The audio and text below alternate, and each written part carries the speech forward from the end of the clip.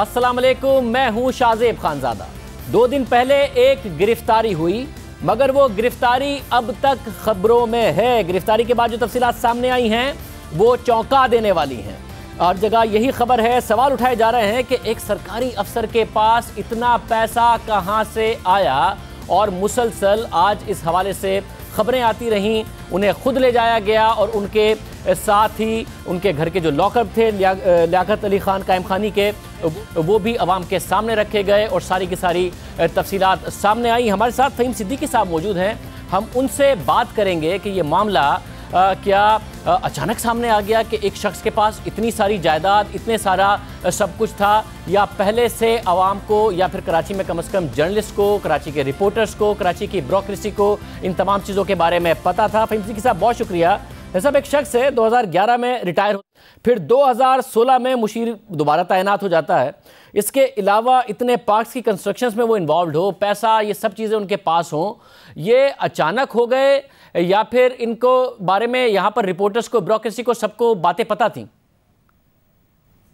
ऐसा कैसे मुमकिन है कि बात कराची के लोगों को ना पता हो कि लियाकत कौन है, लियाकत कायम खानी का क्या किरदार है और कितने उनके ताल्लुकात हैं, ये सब जानते थे। और इसका सबसे बड़ा सबूत तो ये है ना, आपके देखिए कि मुशर्रफ दौर से जो है ये मुस्तकिल जो है वो पोस्टिंग लिए रखे रहे और उनको मुख्तलिफ वक्तों पर जो है नहायत अहम अहदे, और जिसमें सबसे अहम अहदा तो ये महकमा बागात का है जिसके ऊपर जो ये तैनात रहे। तो ये सब जानते थे कि लियाकत कायम खानी जो है वो एक बड़ा नाम है कराची का, और ये बड़ा नाम जो है अब यकीनन गिरफ्त में तो आया है। लेकिन एक बात इसमें बहुत ज़्यादा इंपॉर्टेंट है शाहजेब, कि जब इसकी गिरफ्तारी हुई है लियाकत कायम खानी की, तो इनके हवाले से ये कहा गया था कि जाली अकाउंट केस में जो है वो इनकी गिरफ्तारी हुई है। लेकिन अभी तक नैब ने जाली अकाउंट केस के हवाले से कोई इन्फॉर्मेशन शेयर नहीं की है मीडिया से। इब्तिदा में ज़रूर कहा गया, उसके बाद कोई इन्फॉर्मेशन शेयर नहीं की गई। तो ये सबसे बड़ा सवाल है कि जाली अकाउंट केस में लियाकत कायम खानी का क्या किरदार था। कहा यह जा रहा है, ज़रा ये बता रहे हैं कि नैब की 2 टीमें जो हैं वो इस केस के ऊपर काम कर रही थी लियाकत कायम खानी के हवाले से। एक जो है वो जाली अकाउंट केस पर काम कर रही थी और एक जो है वो इनके असासे जो इनकी माली जो इनकी हैसियत है उससे ज़्यादा कहते थे उसके ऊपर काम कर रही थी। तो जब इनके घर पर छापा मारा गया, वहाँ से करोड़ों रुपए के जेवरात और सोना और फिर जो गाड़ियों की मालियत है, अगर आप वो देखें तो अभी तक तो ये कहा जा रहा है कि 1 अरब रुपए के तो सिर्फ ये चीज़ें हैं। लेकिन मैं ये समझता हूँ कि मामला कोई 10 अरब तक तो कम से कम जाएगा, क्योंकि इनके साथ बहुत सी और भी चीज़ें लिंक्ड हैं। क्योंकि बहुत अरसे तक एक ख़ास पोस्टिंग पर रहे हैं और इस पोस्टिंग पर रहते हुए जिस तरह से अब आपने अभी तक ये बताया कि 71 पार्क्स तो सिर्फ ऐसे हैं जो सिर्फ कागजात में मौजूद हैं, और जो कराची के पार्क्स के हवाले से आप भी जानते हैं कि क्या सिचुएशन है, किस तरह से पार्क्स के ऊपर जो है वो कब्जे किए गए, किस तरह से पार्क्स नहीं बनाए गए और वहाँ की जो ज़मीनें जो हैं वो चाइना कटिंग में इस्तेमाल हुई है। तो सारी चीज़ें एक वक्त में जाके मज़ीद अभी लिंक्ड होंगी और उसके बाद हमें बहुत से और मज़ीद इंकशाफात भी सुनने को मिलेंगे लियाकत कायम खानी की गिरफ्तारी के बाद। इस दौर में ये सब होता रहा, उस दौर में ज़ाहिर है मेयर भी बहुत ज़्यादा तब्दील हुए हैं, गवर्नर भी तब्दील हुए, फिर सिंध हुकूमत का भी इन्फ्लुएंस। कराची के मामला इतने सादा नहीं हैं जितने किसी और शहर के हों। यहाँ मुख्तलिफ जमातों का इन्फ्लुएंस रहा, MQM पीपल्स पार्टी। तो ये क्या सबको पता था? तो फिर क्या सबको खुश रखते थे कि अपने ओहदे पर भी कायम थे, उसके बाद रिटायर होने के बाद भी इन्फ्लुएंस था इनका? डेफिनेटली, जिस तरह से आपने भी देखा कि 4 तो अदवार हैं जिनमें लियाकत कायम खानी जो है वो इंतहाई अहम ओहदों पर तैनात रहे हैं। तो इन 4 अदवार में जिन जिन लोगों के साथ इन्होंने काम किया है उन सब की यकीनन कोई ना कोई एफिलिएशन इस हवाले से तो ज़रूर रही होगी कि वो ये तो जानते थे कि लियाकत कायम खानी जो है वो क्या कर रहे हैं। अब वो एफिलिएशन ज़ाहिर है अब आहिस्ता आहिस्ता जब मज़ीद तफ्तीश होगी तो वो सामने भी आएगा कि किसका क्या किरदार था। जैसे आज जो है वसीम अख्तर ये कहने पर मजबूर हुए हैं कि ये तो देखना पड़ेगा कि तमगा इम्तियाज़ देने के लिए सिफारिश किसने की थी। सिफारिश तो कोई सरबराही इदारे का है, वो करता है। लेकिन KMC के रिकॉर्ड में ये बात मौजूद होगी कि किस दौर में किसने जो है सिफारिश की है, और वो मुस्तफ़ा कमाल का दौर भी हो सकता है, वो और किसी का दौर भी हो सकता है। लेकिन ये बात ज़रूर है कि लियाकत कायम खानी कराची का एक ऐसा अफसर था जिसको ब्यूरोक्रेसी में इंतहाई ताकतवर समझा जाता था। जिस तरह से हम ये सुनते थे कि मंजूर काका एक बड़ा नाम है कराची में ब्यूरोक्रेसी के हवाले से, वो नैब्स के डर से जो है इस वक्त मुल्क से बाहर हैं। इसी तरह से लियाकत कायम खानी के हवाले से भी ये समझा जाता था कि एक ऐसा बड़ा नाम है जिसके खिलाफ 2003 में जब नैब ने इंक्वायरी शुरू की तो वो इंक्वायरी ख़त्म कर दी गई। उसके बाद जो है 2011 में जब इनके खिलाफ एंटी करप्शन ने इंक्वायरी शुरू की, वो भी वक्त कुछ अरसे के बाद जो है वो ख़त्म कर दी गई। तो ये इस हद तक इन्फ्लुएंशियल थे कि ये अपने खिलाफ होने वाली किसी भी चीज़ को रोक सकते थे, और जो इनसे लिंक लोग थे ज़ाहिर ये उनके ही ताल्लुकात इस्तेमाल करके अपने खिलाफ होने वाली चीज़ों को रुकवाया करते थे। बहुत शुक्रिया। फ़हीम सिद्दीकी से हवाले से तफसीलात बता रहे थे। अब नैब की टीम आज भी साबिक DG पाक लियाकत कायम खानी के घर पर गई। खुद मुल्जिम ने अपने घर में मौजूद तिजोरी खोली और इस तिजोरी से सोने के 5 सेट, 2 प्राइस बॉन्ड, साथ में पाकिस्तानी और गैर मुल्की करेंसी निकाली। इसके अलावा तिजोरी से सोने के सिक्के भी निकाले गए। तिजोरी से जो सामान निकला वो मुलजिम लियाकत कायम खानी ने खुद नैब के हवाले किया। इसके बाद नैब मुलजिम को वापस लेकर गई। इससे पहले गुज़िश्ता रोज़ जब नैब ने लियाकत कायम खानी के घर पर छापा मारा था तो उस वक्त भी बहुत सा कीमती सामान मिला था। अब मजीद सामान मिला है। इसके अलावा मुलजिम के हवाले से और भी बहुत से दावे सामने आ रहे हैं। जियो न्यूज़ के ज़राए के मुताबिक मुलजिम को गिरफ्तार तो जाली अकाउंट्स केस में किया गया है, मगर अब मजीद रेफरेंसेस बनाए जाएंगे। नैब ने लियाकत कायम खानी के खिलाफ 3 मजीद रेफरेंसेस बनाने का फैसला किया है। मुलजिम पर आमदनी से ज़ायद असासे बनाने और करप्शन और जाली दस्तावेजात के रेफरेंसेस भी दायर होंगे। इसके अलावा नैब ज़राए ने दावा किया है कि लियाकत कायम खानी के घर से बरामद दस्तावेजात से KMC के महकमा बागात से मुतालिक अहम तफसीलात सामने आई हैं। मुलजिम ने 20 बरस में कराची के 71 पार्क्स को सिर्फ कागजात में बनाया, यानी हुकूमत ने इन पार्क्स की मंजूरी दी, इनके लिए बजट जारी हुआ, वो पार्क्स कागज़ों में तो बन गए मगर अमली तौर पर नहीं बने और इन पार्क्स के लिए मुख्तस पैसा करप्शन की नज़र हो गया। इसके अलावा मुलजिम धागों के कारखाने और 30 दुकानों की मार्केट का भी मालिक है।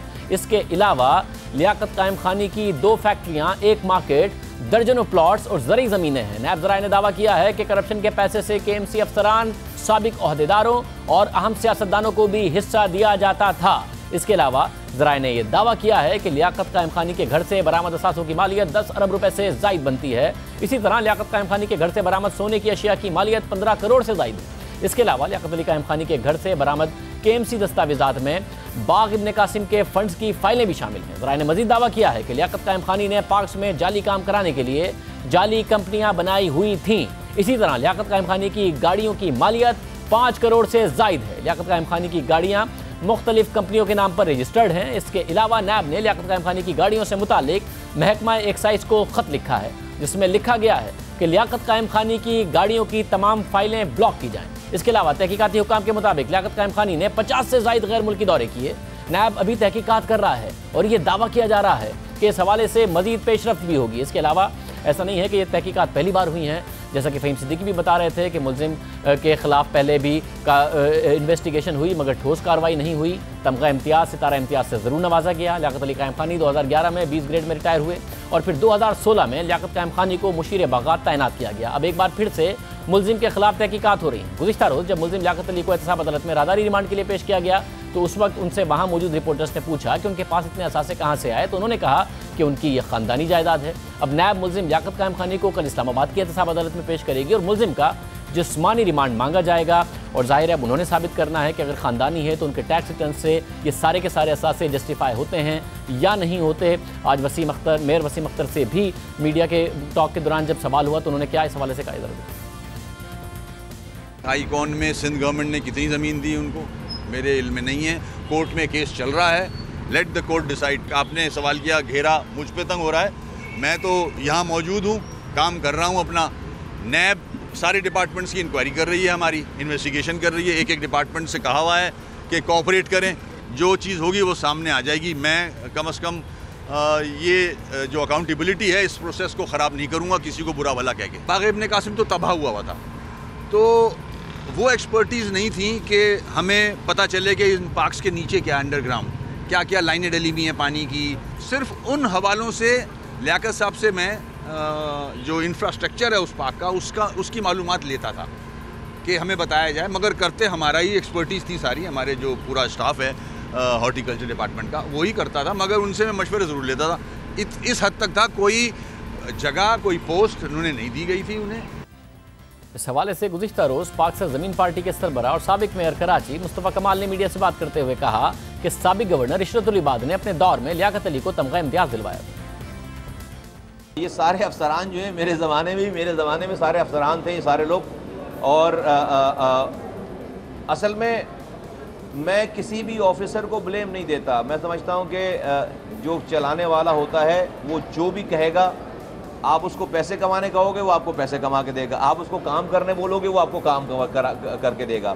और यस तमगा इम्तियाज़ उसने इनको दिया गया था डॉक्टर इशरतुल इबाद साहब के ज़माने में, उन्होंने इनको तमगा इम्तियाज़ भी दिलवाया था जी।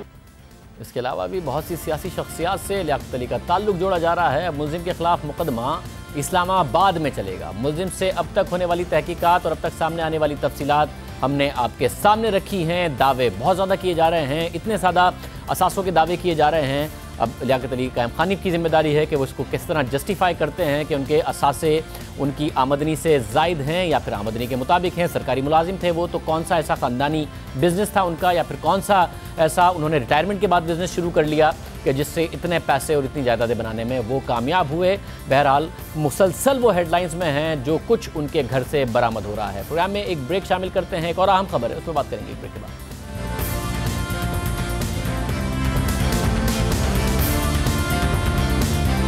एहतसाब का खौफ करप्शन से रोकता है, बेकायदगियों में मुलविस अफराद को कानून के दायरे में लाता है, इदारों में चेक एंड बैलेंस का निज़ाम करता है। लेकिन पाकिस्तान में करप्शन के खिलाफ काम करने वाला नैब एक ऐसा इदारा बन गया है जिसके बारे में ये तासुर मजबूत होता जा रहा है कि उसके तफ्तीश के तरीक़ाकार, गिरफ्तारियों और खौफ की वजह से सरकारी अफसरान ने जायज़ काम करना भी छोड़ दिए हैं। ब्यूरोक्रेसी का पहिया जाम हो रहा है, ना फाइलों पर दस्तखत हो रहे हैं और ना ही सरकारी मंसूबे आगे बढ़ रहे हैं।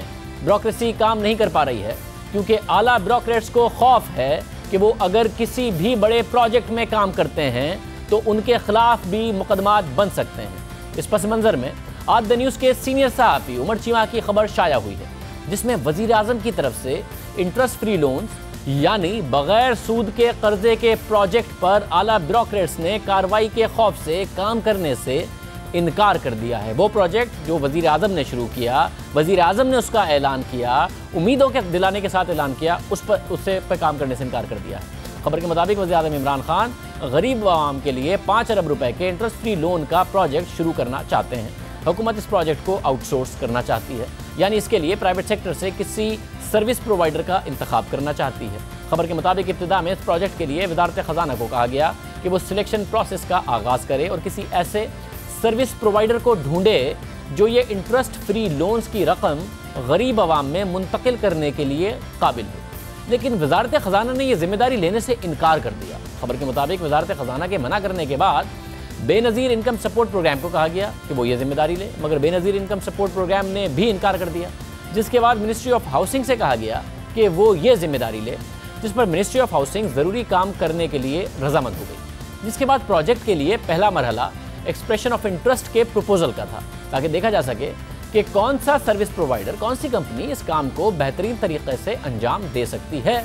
इसके लिए ज़रूरी था कि इश्तिहार दिया जाए और इश्तिहार के लिए ज़रूरी था कि उसमें एक एड्रेस दिया जाए जहां दिलचस्पी रखने वाले इदारे अपनी दरख्वास्तें भेज सकें। और फिर एड्रेस के लिए, उस पते के लिए मिनिस्ट्री ऑफ हाउसिंग के एक 20 ग्रेड के अफसर के दफ्तर का इंतखाब किया गया, मगर उस अफसर ने अपने दफ्तर का पता देने से इनकार कर दिया, जिस पर सेक्रेटरी ऑफ हाउसिंग ने उस अफसर को तलब किया और अपनी नाराज़गी का इजहार किया। साथ ही उस अफसर को यह भी बताया गया कि उनकी तरफ से ऐसा इकदाम उनके मुस्तकबिल की प्रमोशन को, उनके मुस्तकबिल की तरक्की को ख़तरे में डाल सकता है। अफसर को यह पैगाम दिया गया कि एक अफसर जो मामूली काम से मना कर दे वो एक बेकार अफसर है और कौमी ख़जाने पर बोझ है।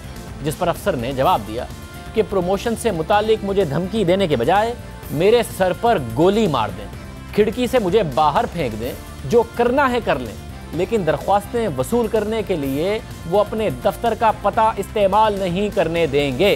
जिस पर सेक्रेटरी हाउसिंग ने अफसर से पूछा कि आपके मना करने की वजह क्या है, जिस पर अफसर ने जवाब दिया कि सर, ये मामला 5 अरब रुपए के एक प्रोजेक्ट से मुताल्लिक है, मुझे परेशानी में मत डालें।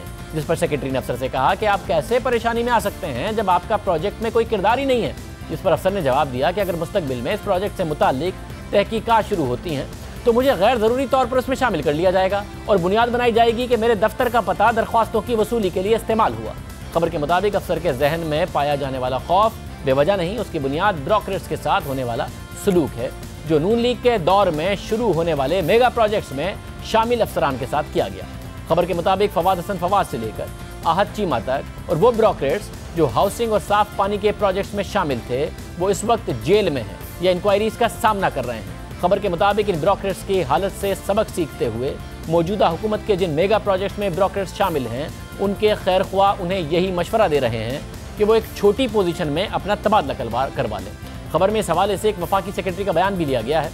वफाकी सेक्रेटरी के मुताबिक उनके तमाम रिश्तेदार यही कह रहे हैं कि मैं अपना तबादला करवा लूँ, हमारे मुल्क में किसी को पता नहीं कि कब क्या होता है। आज वज़ीर आज़म इमरान खान है लेकिन ये नहीं पता वो कब तक रहेंगे। माजी की रिवायात को देखते हुए जब नया सेटअप आएगा और वो करप्शन की तहकीकात का आगाज़ करेगा तो आला ब्यूरोक्रेट से सबसे पहले उनके निशाने पर होंगे।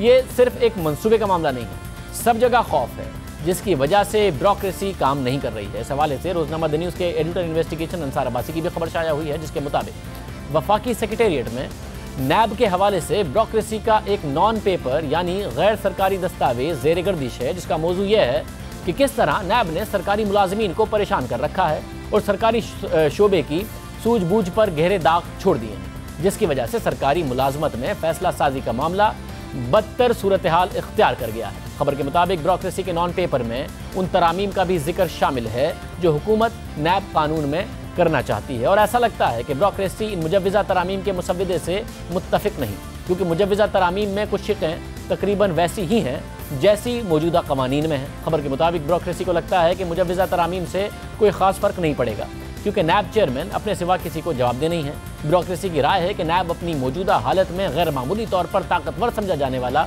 चेयरमैन के गिर्द एक फोकस्ड इदारा है। चेयरमैन नैब शवाहिद के हवाले से अपनी सूझबूझ के मुताबिक किसी भी शख्स की गिरफ्तारी के अहकाम जारी कर सकते हैं, और ऐसा करने के लिए उन्हें वजूहात पेश करने की भी ज़रूरत नहीं है। खबर के मुताबिक नॉन पेपर में लिखा है कि हम कभी चांद पर कोई मिशन नहीं भेजेंगे, क्योंकि खुदा न खास्ता अगर राब्ता मुनक़ता हो गया तो ये भी इख्तियारात का नाजायज़ इस्तेमाल करार दे दिया जाएगा, जिससे कौमी ख़जाने को नुकसान पहुँचेगा। खबर के मुताबिक ब्यूरोक्रेसी नैब कवानीन में तरामीम से मुतमईन नहीं है, सरकारी अफसरान के खदशात और तहफ़्फ़ुज़ात बरकरार हैं। इन खबरों पर जब हमने नैब तर्जुमान को अपने प्रोग्राम में आने की दावत दी ताकि वो अपना मौक़िफ़ दे सकें, तो उनका कहना कि ये खबरें बेबुनियाद हैं। इस्लामाबाद, लाहौर, पेशावर की ब्यूरोक्रेसी को एड्रेस किया गया है, ब्यूरोक्रेसी को नैब से शिकायत नहीं है। नैब समझती है कि ब्यूरोक्रेसी से मुतालिक खबरें बेबुनियाद हैं, लेकिन अहम मनसूबे इल्तवा का शिकार होने से ब्यूरोक्रेट्स के खदशात नज़र आ रहे हैं। अहम बात यह है कि वज़ीर आज़म इमरान खान भी समझते हैं कि ब्यूरोक्रेट्स मुश्किल फैसले नहीं करेंगे तो हुकूमत नहीं चलेगी। ब्यूरोक्रेट के ऊपर अगर आप इन्वेस्टिगेशन भी करनी है तो उसको किसी सूरत उसको ह्यूमिलिएट ना करें, जलील ना करें। ब्यूरोक्रेट अगर चांसेस नहीं लेगा, काम नहीं करेगा, अगर वो मुश्किल फैसले नहीं करेगा, तो जितनी मर्जी हम पॉलिसीज बनाएं हम तो कामयाब नहीं होंगे। आप पूरी तरह काम करें, कभी भी कोई भी आपकी गलती हो इंशाल्लाह मैं आपके साथ खड़ा हूंगा। हम इंश्योर करेंगे कि आपके ऊपर किसी तरह का गलत प्रेशर ना पड़े। वज़ीर आज़म ने ब्यूरोक्रेसी को ये यकीन दिलाया, मगर उसके बावजूद ब्यूरोक्रेसी से मुसलसल शिकायत सामने आती हैं। नैब का बहरहाल ये दावा है कि हम ब्यूरोक्रेसी का एहतराम करते हैं, मगर जहाँ पर भी करप्शन के मामला सामने आएंगे तो उनसे निपटा ही जाएगा। और ब्यूरोक्रेसी को जब हमने एड्रेस करने की कोशिश की है तो उन्होंने नैब के किरदार की तारीफ़ की है। हुकूमत के वज़रा भी मगर नैब कार्रवाइयों पर तनकीद कर रहे हैं। जो न्यूज़ के प्रोग्राम नया पाकिस्तान में गुफ्तगू करते हुए वफाकी वज़ीर अली ज़ैदी का कहना था कि LNG केस में PSO के साबिक MD इमरान उल हक की गिरफ्तारी गलत है। मैं ये समझता हूँ कि जो इमरान उल हक साहब हैं उनके ऊपर अगर कोई इल्ज़ाम थे तो उनको भले ECL पर डाल देते, जो उनके साथ किया नैब ने उठा के मेरी नज़र में गलत किया, उनके ऊपर इन्वेस्टिगेट करते पूरा सही एग्जैक्टली यही पॉइंट है मेरा। मैं I am saying it on live TV, I am saying कि उनको उठा के जेल में बंद करना गलत किया नैब ने। मैं आपसे कह रहा हूँ, मैं नैब को क्रिटिकल होकर कह रहा हूँ कि गलत किया नैब ने। वज़ीर रेलवे शेख रशीद ने भी हमारे प्रोग्राम में ML1 मनसूबे की ताख़ीर से मुताल्लिक कहा था कि ब्यूरोक्रेसी नैब के खौफ से का शिकार है और उसके खदशात दूर करना होंगे। मैं सच कहना चाहता हूँ कि नैब जो है, नैब से ब्यूरोक्रेसी ने हैंड्स अप कर दिए हैं और कोई दस्तखत नहीं कर रहा ब्यूरोक्रेट्स। मैं आपसे 100% इत्तफाक करता हूँ कि ब्यूरोक्रेसी के खदशात दूर करने होंगे और ब्यूरोक्रेसी जो है वो सरेंडर किए बैठी है और दस्तखत नहीं कर रही है और फाइलों को वैसे ही घुमा रही है। हमें ऐसा कानून लाना चाहिए कि जिस आदमी ने ये समरी पास किया है या जिस आदमी ने ये बिल क्लियर किया है उस पर हमारा हाथ जो है वो हल्का हो। ब्यूरोक्रेसी के साथ सरमायाकारों को भी नैब से शिकायत हैं। इस बारे में साबिक वज़ीर ख़जाना असद उमर भी नैब कवानीन में तरामीम का मुतालबा कर चुके हैं। ये कारोबारी तबके, दो प्राइवेट पार्टीज का प्राइवेट डिस्प्यूट, उसके अंदर नैब घुस गई है। ओपन एयर में बोल रहा हूँ, ये मेरे ख्याल में ये नैब का कानून जो प्राइवेट सेक्टर के पीछे जाना शुरू हो गया है, इसके अंदर तरमीम की ज़रूरत है। प्राइवेट सेक्टर के हवाले से तरमीम की बात कर रहे थे अली ज़ैदी की तनकीद भी आपने सुनी। शेख रशीद साहब भी यही बात करते नजर आ रहे हैं। वज़ीर आज़म इमरान खान के मुशीर तिजारत अब्दुल रज़ाक दाऊद ने भी 7 अगस्त को मीडिया से गुफ्तगू में कहा था कि नैब कारोबारी अफराद के खिलाफ कार्रवाई के लिए नहीं बना।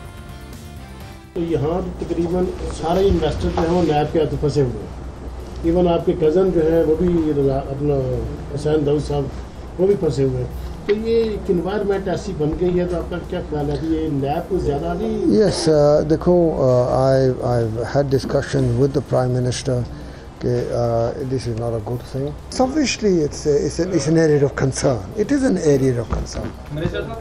We have to now stop this thing. ये NAB is for something else, not for every single businessman.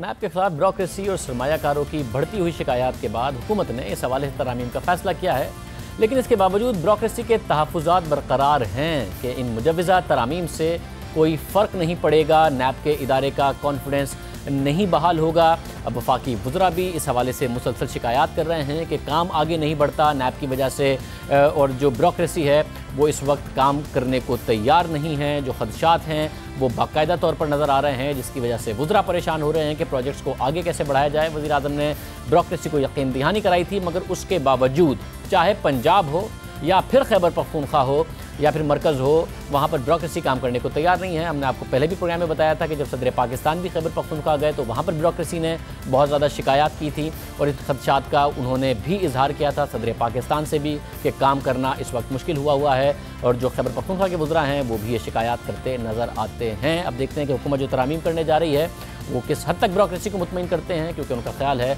कि इन तरामीम से भी फ़र्क कोई नहीं पड़ेगा। ये प्लेटफॉर्म हाजिर है, अगर नैब के तर्जुमान में ज्वाइन करना चाहें, हमारी मुसलसल में दावत होती है, आएँ और अपना वर्जन दे सकते हैं। प्रोग्राम में एक ब्रेक शामिल करते हैं और आम खबर पर बात करेंगे ठीक के बाद।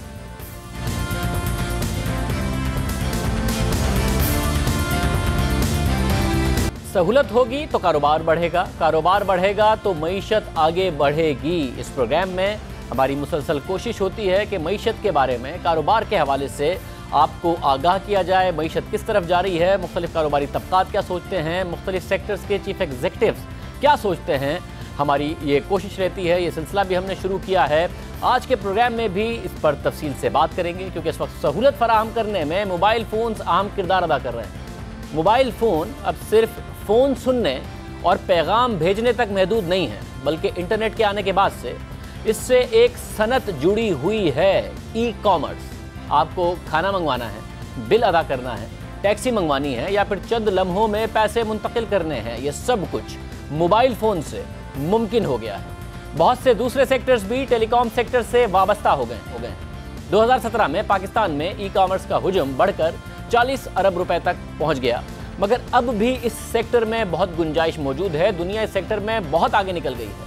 भारत में ई कॉमर्स तेज़ी से फ़रोग़ पा रहा है और वहाँ भी मोबाइल फ़ोन और इंटरनेट इसमें अहम किरदार अदा कर रहा है। भारत में दुनिया के अमीर तरीन अफराद में शामिल मुकेश अंबानी की मोबाइल फ़ोन कंपनी ने जब मोबाइल इंटरनेट का आगाज़ किया तो इसके साथ ही ई कॉमर्स भी बढ़ी, और इतनी बढ़ी कि अब मुकेश अंबानी इसे भारत का मुस्तकबिल करार दे रहे हैं। पहले ही बहुत तेज़ी से ई कॉमर्स में इजाफा हो रहा था और अब और ज़्यादा तेज़ी से फिर इजाफा होने लगा। भारत में 2017 में ई कॉमर्स मार्केट का हुजूम 24 अरब डॉलर्स था और तवक्को जाहिर की जा रही है कि 2021 में ये बढ़कर 84 अरब डॉलर तक पहुंच जाएगा। भारत में 24 अरब डॉलर की मार्केट है, जबकि हमारी मार्केट सिर्फ 40 अरब रुपए है, 300 मिलियन डॉलर के लगभग।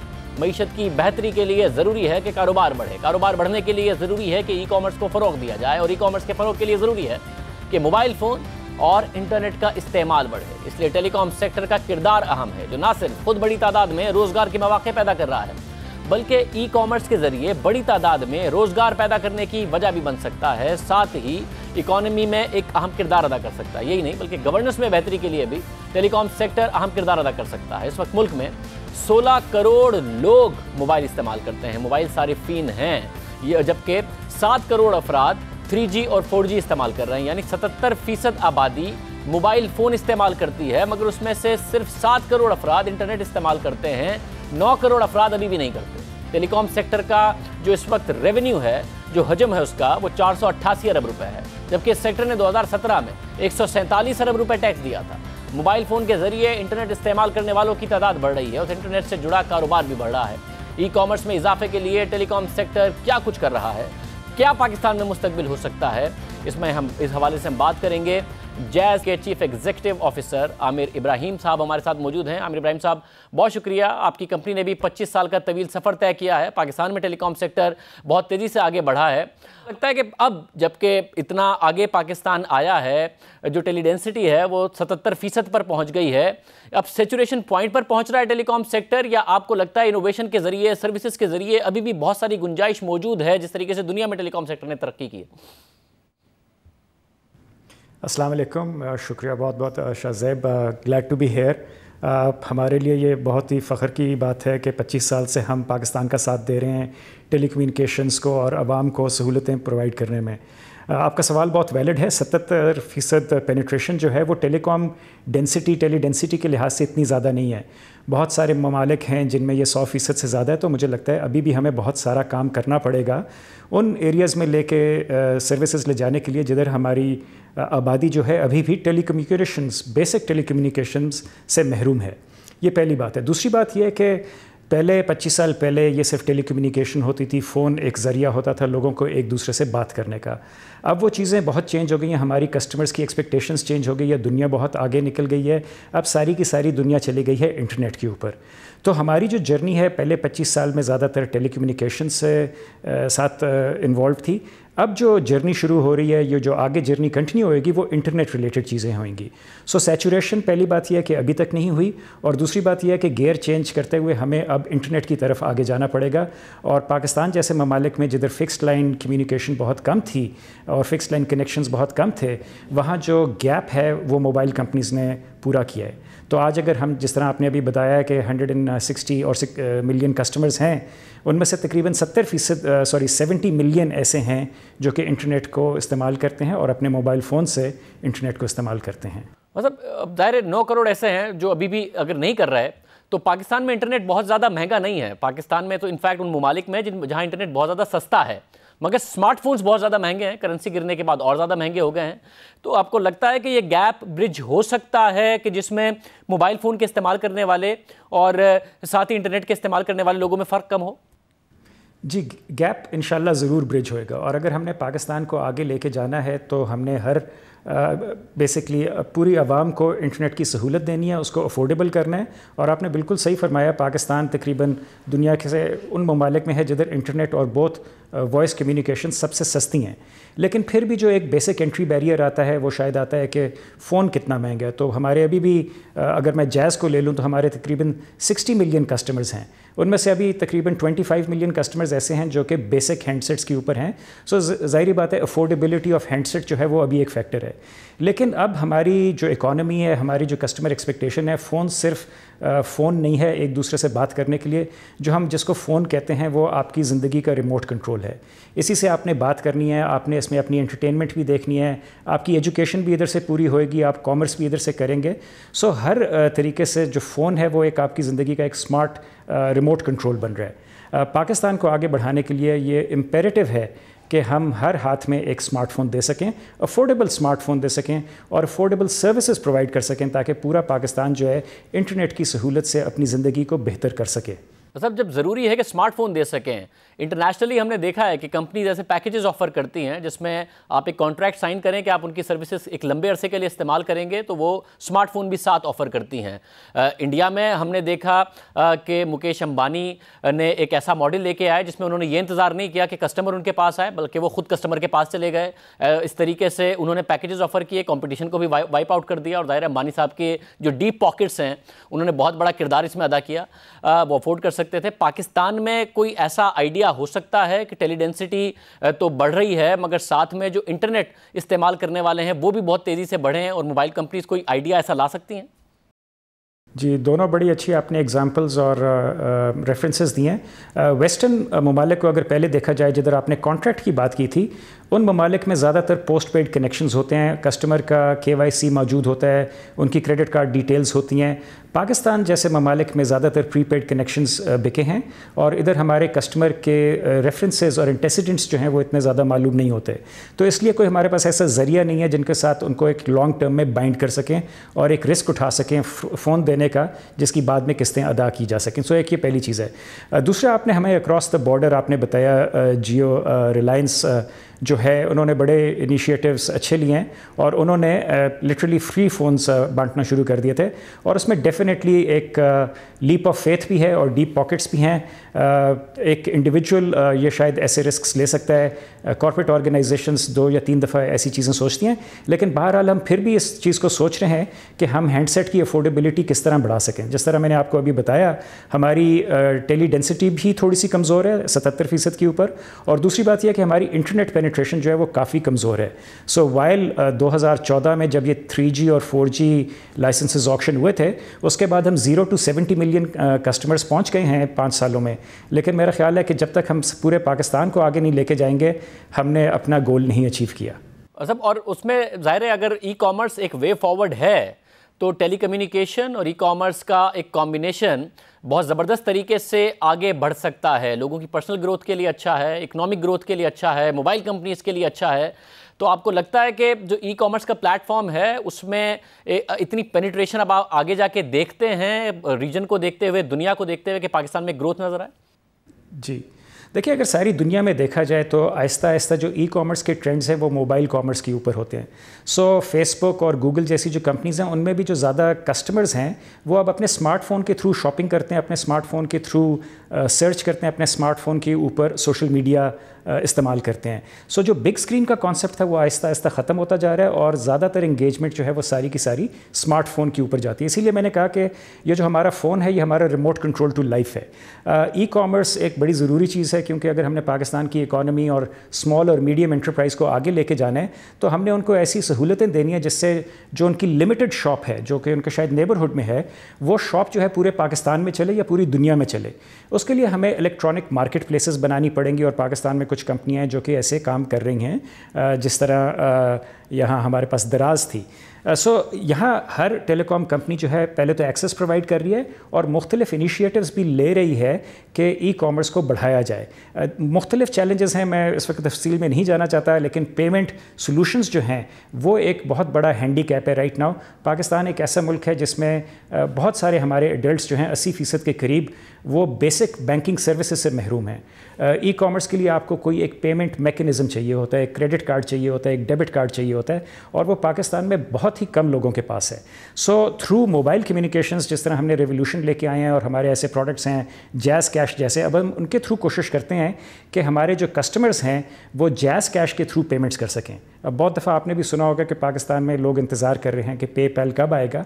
अगर पेपैल नहीं भी आता, हमें अपनी इंडिजिनस इन्वायरमेंट में देखना पड़ेगा कि हम किस किस्म का प्लेटफॉर्म, पेमेंट प्लेटफॉर्म ला के दे सकते हैं ताकि जो हमारा ये गैप है और जो हैंडीकैप है इसको हम ओवरकम कर सकें। ये सवाल भी मैं पूछना चाह रहा था, आपने इस मसले को भी एड्रेस कर दिया, मगर फिर एक और मामला भी है। जब मुख्तलिफ कंपनीज़ को हम स्टडी कर रहे थे तो पूरे सेक्टर की अगर हम देखें 2013 और 2014 तक की ग्रोथ, रेवेन्यू की ग्रोथ तो बहुत ज़्यादा फिनोमिनल ग्रोथ नज़र आती है, मगर 2013 और 14 में 3G और 4G आता है जिसमें मैसिव इन्वेस्टमेंट है, $1 बिलियन से ऊपर की इन्वेस्टमेंट होती है, मगर पिछले 5 से 6 साल में जो रेवेन्यूज़ हैं वो सेक्टर के स्टैग्नेंट हो गए हैं, उसमें उस तरीके से ग्रोथ नज़र नहीं आई है। तो क्या एक इन्वेस्टमेंट एवेन्यूज़ इस सेक्टर में मौजूद हैं कि ये इनोवेटिव भी हो, आगे भी बढ़े, या फिर जो माजी का मॉडल था जब डेटा यूज़र्स कम थे, लोग मोबाइल फ़ोन से कॉल करते थे, मैसेजेस करते थे, उसके रेट्स भी ज़्यादा होते थे, उस वक्त रेवेन्यू में आपका तेज़ी से इजाफा हो रहा था, मगर 3G और 4G आने के बाद व्हाट्सएप भी आ गया है, वैसे टेलीग्राम आ गया, ट्विटर आ गया, फेसबुक आ गया, फेस टाइम,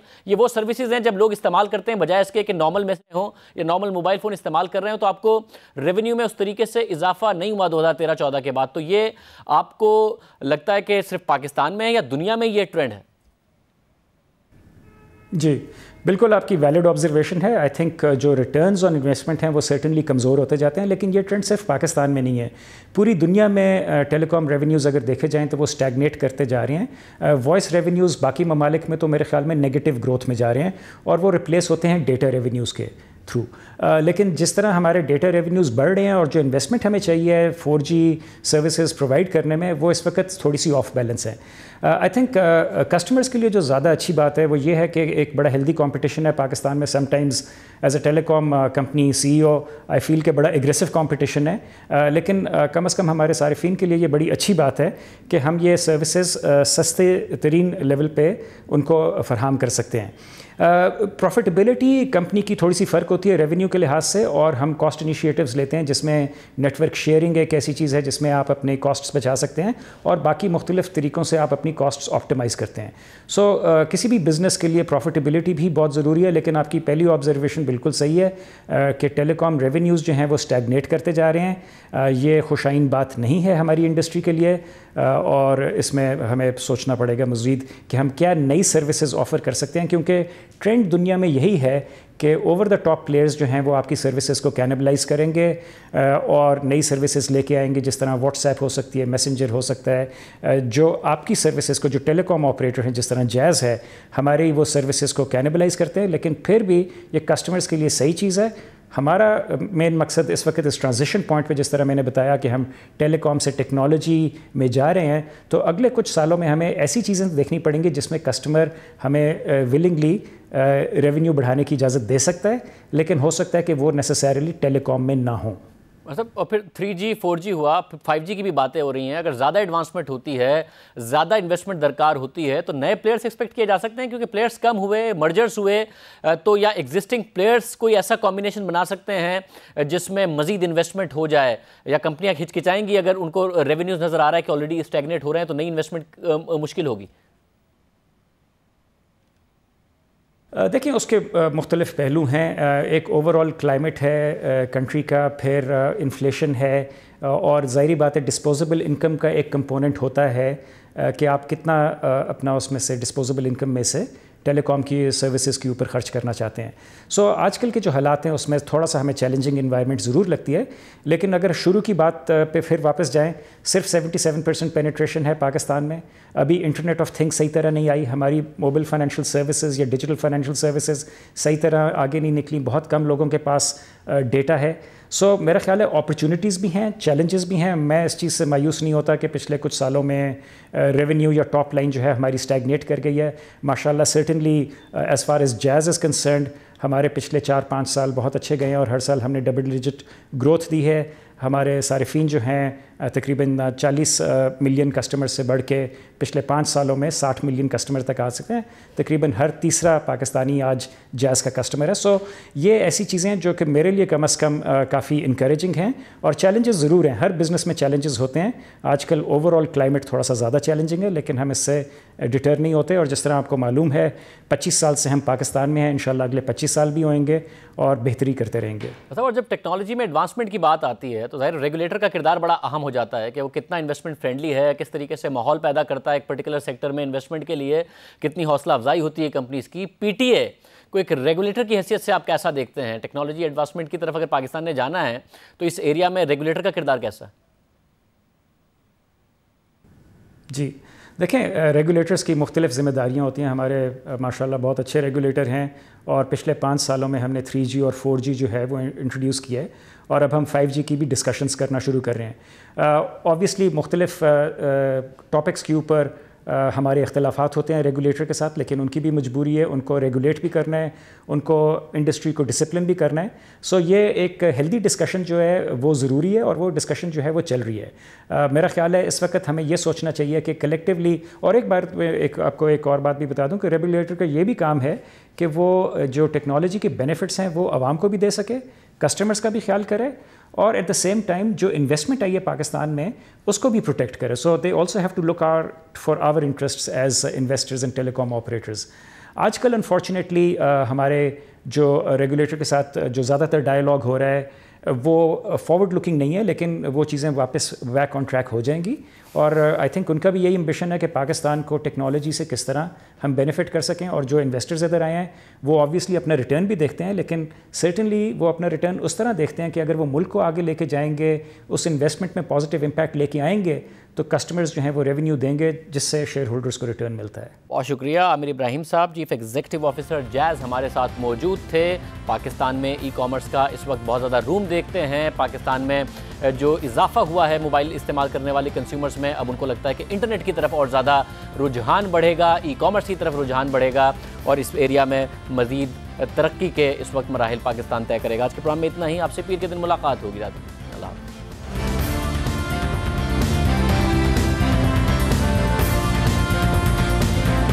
मुझे तो आप जानते ही होंगे, मेरा नाम है मिस्टर जिम। अरे अभी तक आपने मेरा चैनल सब्सक्राइब नहीं किया?